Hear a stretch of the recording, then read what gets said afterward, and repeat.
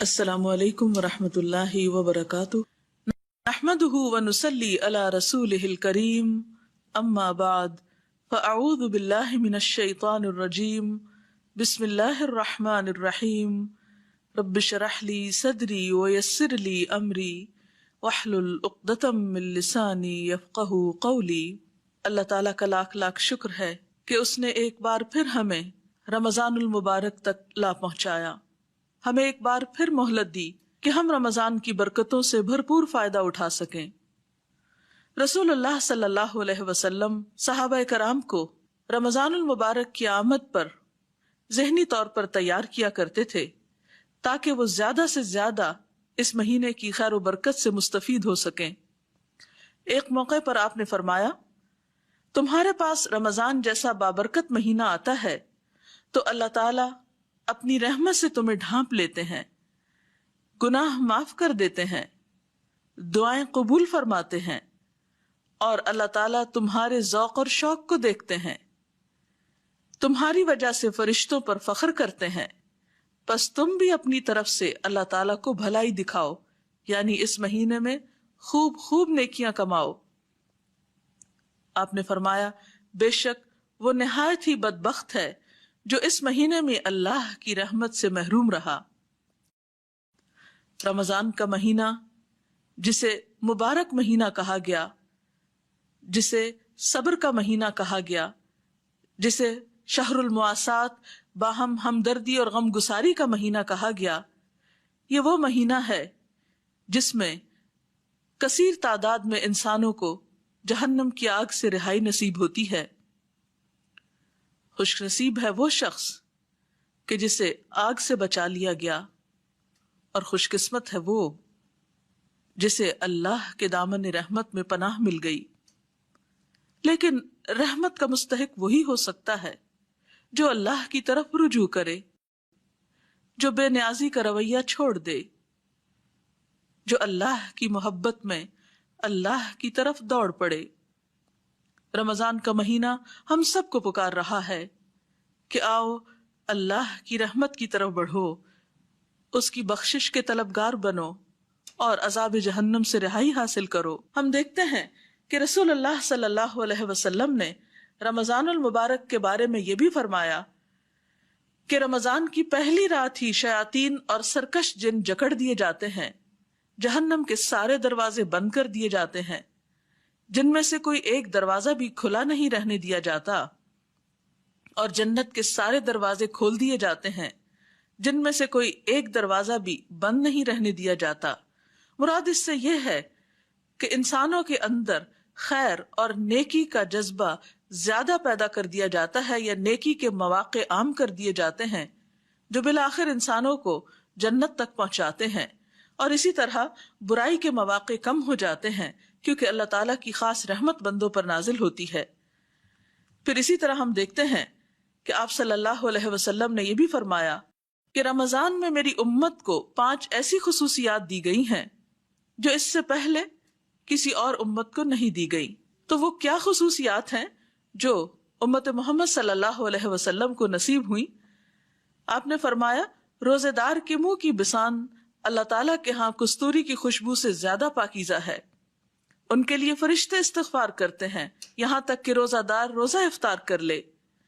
اللہ تعالیٰ ان کے لیے ہر روز جنت کو سجاتے ہیں، مزین کرتے ہیں، اور فرماتے ہیں کہ ہو سکتا ہے میرے نیک بندے اپنے آپ سے مشقت اور تکلیف کو اتار کر اس کی طرف آ جائیں۔ تو آئیے ہم دیکھتے ہیں کہ اس مہینے کی رحمتوں اور برکتوں سے فیضیاب ہونے کے لیے ہم کیا کچھ کریں۔ جہاں تک حقوق اللہ کی ادائیگی کا تعلق ہے تو اس میں سب سے پہلی چیز روزہ آتا ہے۔ روزہ ایک فرض عبادت ہے۔ اللہ سبحانہ وتعالیٰ روزے کے بارے میں فرماتے ہیں کہ روزہ میرے لیے ہے اور میں خود اس کی جزا دوں گا۔ یعنی جب ایک انسان روزے سے ہوتا ہے تو اس کا یہ عمل اللہ کے سوا کسی اور کو معلوم نہیں ہوتا، کیونکہ کوئی اور شخص سارا دن انسان کے ساتھ نہیں رہ سکتا جو یہ جان سکے کہ انسان اس دوران کھانے پینے سے پرہیز کرتا ہے یا نہیں، یا کوئی بھی ایسا عمل جو روزے کو توڑنے کا سبب ہو سکتا ہے۔ جہاں روزہ ایک فرض عبادت ہے، وہاں روزہ انسان کے لیے جسمانی صحت کا سبب بھی ہے اور اسی طرح گناہوں سے بچانے والی چیز بھی ہے، یعنی روحانی صحت کا ذریعہ بھی ہے۔ پھر اسی طرح نہ صرف یہ کہ روزے کے دنیا میں انسان کو فائدے ملتے ہیں، بلکہ آخرت کے اعتبار سے بھی روزہ جہنم کی آگ سے ڈھال ہے۔ حدیث پاک میں آتا ہے، آپ صلی اللہ علیہ وسلم نے فرمایا، روزہ جہنم سے ڈھال ہے جس طرح تمہیں لڑائی میں بچانے والی ڈھال ہوتی ہے۔ آپ نے فرمایا کہ جنت میں ایک دروازہ ہے جسے ریان کہا جاتا ہے، اس دروازے سے صرف روزہ دار ہی داخل ہو سکتے ہیں۔ پھر اسی طرح آپ صلی اللہ علیہ وسلم نے یہ بھی فرمایا کہ من صام رمضان ایمانا و احتسابا غفر له ما تقدم من ذنبه، جس نے رمضان کے روزے ایمان اور ثواب کی نیت سے رکھے اس کے پچھلے تمام گناہ معاف کر دیے جاتے ہیں۔ تو گویا گناہوں کی بخشش کا ذریعہ بھی ہے۔ پھر اسی طرح حقوق اللہ کی ادائیگی میں رمضان میں روزے کے ساتھ ساتھ نماز کی ادائیگی بہت ضروری ہے۔ بہت سے لوگ روزہ تو رکھ لیتے ہیں لیکن نماز نہیں پڑھتے۔ رمضان المبارک میں دوسرا اہم ترین کام نماز ہے۔ نماز مومن اور کافر کے درمیان حد فاصل ہے۔ آپ صلی اللہ علیہ وسلم نے نماز کو اپنی آنکھوں کی ٹھنڈک قرار دیا۔ آپ نے فرمایا، جعلت قرۃ عینی فی الصلاۃ، میری آنکھ کی ٹھنڈک نماز میں رکھ دی گئی ہے۔ فرائض کے علاوہ افضل ترین نماز رات کی نماز ہے۔ اللہ کے پیارے بندے جو راتوں کو کم سوتے ہیں، کانوا قلیلا من اللیل ما یہجعون، وہ کم سونے کے ساتھ ساتھ اللہ کے حضور سجدے اور قیام بھی کرتے ہیں۔ والذین یبیتون لربہم سجدا وقیاما، اسی طرح آپ صلی اللہ علیہ وسلم نے رمضان میں رات کی نماز یعنی نماز تراویح کو سنت قرار دیا، اور خصوصاً تراویح میں قرآن پاک کا پڑھنا قیامت کے دن انسان کے لیے شفاعت کا باعث ہوگا۔ ایک حدیث میں آتا ہے، آپ صلی اللہ علیہ وسلم نے فرمایا، روزہ اور قرآن قیامت کے دن بندے کے لیے سفارش کریں گے۔ روزہ کہے گا، اے میرے رب، میں نے اس بندے کو کھانے پینے اور اپنی خواہشات پوری کرنے سے روکے رکھا، لہٰذا اس کے بارے میں میری سفارش قبول فرما۔ قرآن کہے گا، اے میرے رب، میں نے اس بندے کو رات کو سونے سے روکے رکھا، لہٰذا اس کے بارے میں میری سفارش قبول فرما۔ چنانچہ دونوں کی سفارش قبول کی جائے گی۔ نماز اور روزے کے علاوہ رمضان المبارک میں قرآن پاک کی تلاوت افضل ترین عبادات میں سے ہے۔ رمضان المبارک میں دعاؤں کی قبولیت کے مواقع زیادہ بڑھ جاتے ہیں، اس لیے تلاوت قرآن کے ساتھ ساتھ دعا بھی خوب مانگنی چاہیے۔ رسول اللہ صلی اللہ علیہ وسلم نے دعا کو عبادت قرار دیا، فرمایا، الدعاء ہی العبادہ، کہ دعا سراسر عبادت ہے۔ حدیث میں آتا ہے، لیس شیء اکرم علی اللہ من الدعاء، اللہ کے نزدیک دعا سے بڑھ کر کوئی چیز نہیں۔ اسی طرح سحری کے اوقات میں کثرت سے استغفار کرنا انسان کو فائدہ دیتا ہے۔ قرآن پاک میں اللہ تعالیٰ فرماتے ہیں، وبالاسحار ہم یستغفرون، کہ سحری کے وقت وہ استغفار کرتے ہیں۔ تو سحری کے وقت جب انسان اٹھے تو اس وقت استغفر اللہ، اللہم اغفر لی، استغفر اللہ من کل ذنب و اتوب الیہ جیسے کلمات کا ذکر یا ورد انسان کرتا رہے۔ استغفار کے علاوہ کثرت کے ساتھ ذکر الہی دن اور رات کے اوقات میں کرنا چاہیے۔ رسول اللہ صلی اللہ علیہ وسلم نے فرمایا، دو کلمے ایسے ہیں جو زبان پہ بہت ہلکے ہیں لیکن میزان میں بہت بھاری ہیں اور رحمان کو بہت پیارے ہیں، اور وہ ہیں سبحان اللہ و بحمدہ سبحان اللہ العظیم۔ ایک اور موقع پر آپ صلی اللہ علیہ وسلم نے اس روزے کو افضل ترین روزہ قرار دیا جس میں کثرت سے ذکر الہی کیا جائے۔ پھر اسی طرح صدقہ و خیرات بھی کثرت کے ساتھ کرنا چاہیے۔ حضرت ابن عباس فرماتے ہیں کہ رسول اللہ صلی اللہ علیہ وسلم بھلائی کرنے میں بہت سخی تھے، لیکن رمضان میں جب جبریل علیہ السلام آپ سے ملتے تو آپ اور بھی زیادہ سخی ہو جاتے تھے۔ رمضان میں جبریل علیہ السلام ہر رات آپ سے ملاقات کیا کرتے تھے، اور نبی صلی اللہ علیہ وسلم رمضان گزرنے تک انہیں قرآن مجید سناتے تھے۔ جب آپ جبریل علیہ السلام سے ملتے تو آپ کی سخاوت تیز ہواؤں سے بھی زیادہ ہو جاتی تھی، یعنی جس طرح تیز ہوا ہر چیز تک پہنچ جاتی ہے، اسی طرح آپ کی سخاوت کے اثرات ہر شخص تک پہنچتے۔ اور صدقہ خیرات میں خاص طور پر زکوٰۃ کی ادائیگی کا ضرور خیال رکھنا چاہیے، کیونکہ بسا اوقات فرض عبادت کو چھوڑ کر جب نفل عبادت کی جاتی ہے تو اس وقت تک وہ قبول نہیں ہوتی جب تک انسان اپنے فرض کو ادا نہیں کرتا۔ پھر اسی طرح اگر موقع ہو تو رمضان میں عمرے کا اہتمام بھی کرنا چاہیے۔ رسول اللہ صلی اللہ علیہ وسلم نے فرمایا، عمرۃ فی رمضان کحجۃ معی، کہ رمضان میں عمرہ کرنا میرے ساتھ حج کرنے کے برابر ہے۔ اور پھر حقوق اللہ کی ادائیگی میں، عبادات میں خاص طور پر آخری عشرہ بہت اہم ہے، جس میں طاق راتیں آتی ہیں، اور انہی طاق راتوں میں سے ایک رات لیلۃ القدر ہے، جس کے بارے میں قرآن پاک میں فرمایا گیا کہ لیلۃ القدر خیر من الف شہر، کہ لیلۃ القدر 1000 مہینوں سے بڑھ کر ہے۔ لہذا اس کی تلاش میں انسان کو آخری عشرے کی طاق راتوں میں زیادہ وقت جاگ کر عبادت کرنا چاہیے، تاکہ زیادہ سے زیادہ انسان اللہ تعالیٰ کی رحمت کو پا سکے۔ حضرت عائشہ نبی کریم صلی اللہ علیہ وسلم کے آخری عشرے کا معمول بتاتے ہوئے فرماتی ہیں، اذا دخل العشر احیا اللیل وایقظ اہلہ وجد وشد المئزر، جب رمضان کا آخری عشرہ شروع ہوتا تو آپ صلی اللہ علیہ وسلم رات کا بیشتر حصہ جاگ کر گزارتے اور اپنے گھر والوں کو بھی بیدار کرتے اور عبادت میں خوب محنت کرتے اور کمر کس لیتے۔ لہذا رمضان المبارک کا آخری عشرہ خاص طور پر عبادت میں گزارنا چاہیے، اور اگر ممکن ہو تو آخری عشرے کو اعتکاف میں گزارنا چاہیے۔ ہم دیکھتے ہیں کہ رسول اللہ صلی اللہ علیہ وسلم اپنی انتہائی مصروفیات کے باوجود ہر سال اعتکاف کیا کرتے تھے۔